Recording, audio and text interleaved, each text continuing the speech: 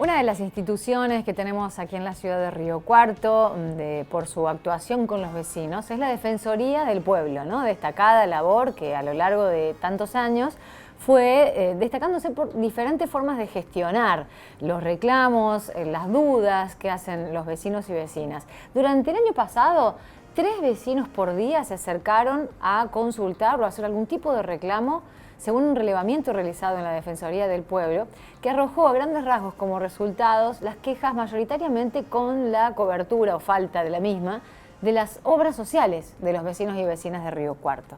Nos vamos a ir, estamos allí con nuestro móvil porque vamos a hablar con Clarisa Mucio, que es responsable del área Salud e Integración Social de la Defensoría del Pueblo, y allí con ella comenzamos la entrevista en Puntal. Adelante, Marce. Muchísimas gracias, Pauli. Tal cual decía, ya estamos con Clarisa Mucio aquí en la Defensoría del Pueblo para estar dialogando con ella cómo ha sido esta etapa tan particular. Estamos casi a punto de cumplir 2 años de la pandemia y ha generado un nuevo contexto, evidentemente, también para la Defensoría y para las áreas que te incluyen. Clarisa, bueno, muchas gracias por recibirnos. ¿Cómo viene la recepción de reclamos aquí en la misma Defensoría? Hola, ¿qué tal? Buenos días. Bueno, mira, yo estoy trabajando específicamente en todo lo que es el área de salud e integración social. Obviamente que a partir de la problemática de la pandemia, esto se ha agravado en cuanto a lo que son las coberturas, ¿no? Ya sea de prepagas, ya sea de obras sociales y también algunas problemáticas en el ámbito público de la salud. Esto ha llevado a que la gente se haya acercado más, hoy de manera presencial, porque hoy, bueno, hace ya meses que volvimos a la presencialidad, y en la época de la pandemia, obviamente que a través de todas las posibilidades que teníamos para atender, que era a través del teléfono, a través de la página web, pero realmente a partir de la pandemia, si bien esto lo venimos viendo en los últimos años, pero a partir de la pandemia esta problemática de coberturas ha aumentado y por lo tanto han aumentado los reclamos. Bueno, en una situación de crisis, por allí el tejido social se entra a desmadejar. ¿Ustedes han notado, hay alguna estadística en los cuales ya se traduzca precisamente ese incremento de consultas? Y mira, nosotros aproximadamente en el año 2021, ¿sí? Tuvimos una estadística que nos marcó aproximadamente unos 500, 600 casos en el año de reclamos de intervención directa. Porque nosotros recibimos a la persona en mesa de entrada, se toma el reclamo, se arma un legajo de reclamo con toda la documentación y se interviene de manera administrativa, ¿sí? Con notas, bueno, contactos telefónicos, etc. O, si ya excede a nuestra posibilidad como defensoría, se deriva a un abogado privado para ver esto de los recursos de amparo, cartas, documentos, etc. Entonces, hemos visto aumentado más o menos podemos decir más o menos unos 500 casos promedio en el 2021 de intervención directa, pero sí también muchísimo asesoramiento telefónico y presencial en su momento, que podemos redondear unos 1000 casos, ¿sí? Que no solo esté relacionado al ámbito de las faltas de coberturas en las distintas obras sociales, sino que también hemos tenido muchos asesoramientos y reclamos en todo lo que se refiere a la cobertura de las personas con discapacidad.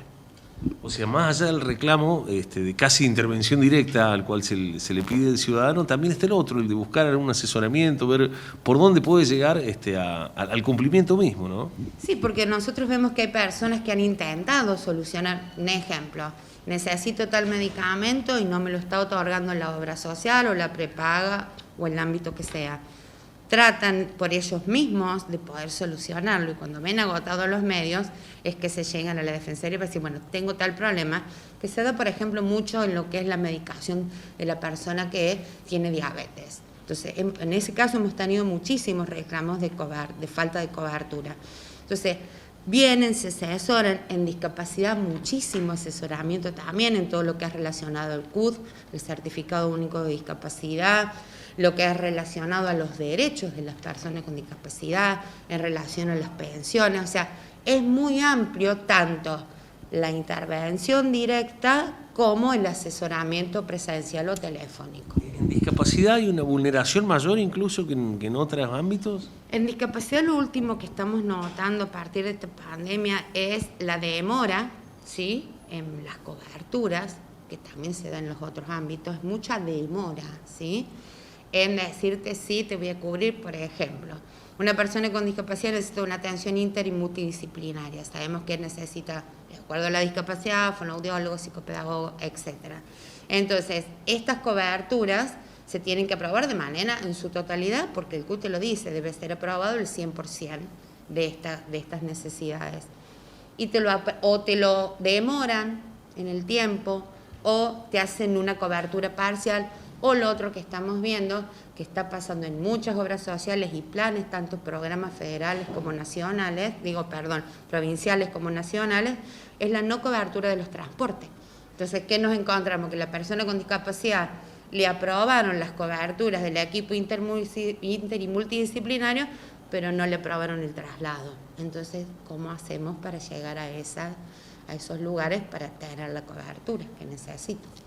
Pauli, ¿te suma a la conversación, Clarisa? Bueno, sí, quería preguntarle porque hay un problema serio de falta de conocimiento de los derechos de personas con discapacidad, pero en general, las personas por ahí no estamos al tanto de todos los derechos, que por eso digo, ¿a quién le compete asesorarnos y educarnos en materia de derechos tan básicos como por ejemplo los de la discapacidad, cosa que termina siendo la Defensoría del Pueblo? Pero en su opinión, y le preguntamos a Clarisa, ¿de dónde debería venir esa formación para que el ciudadano no llegue a la Defensoría sin saber algunas veces prácticamente nada en materia de derecho, ¿no? Claro. Bueno, nos sitúa Pauli en otra situación, y esto también aprovecho tu experiencia, en dónde tendría que basarse el ciudadano para que no llegue a la Defensoría, o sea, conocer sus derechos, que por allí en muchos de los casos los desconoce. Yo creo que una alternativa, que es lo que nosotros también asesoramos, es poder tener referentes, ¿sí?, de decir, bueno, en discapacidad, ¿dónde me puedo asesorar? Ya sea a nivel municipal, provincial. Pero, a ver, ¿qué es lo que está pasando también? Que no es fácil que todas las personas tengan acceso a las redes. Entonces, nosotros asesoramos de manera presencial porque queremos que es lo mejor, más allá de la situación que no lo pudimos hacer.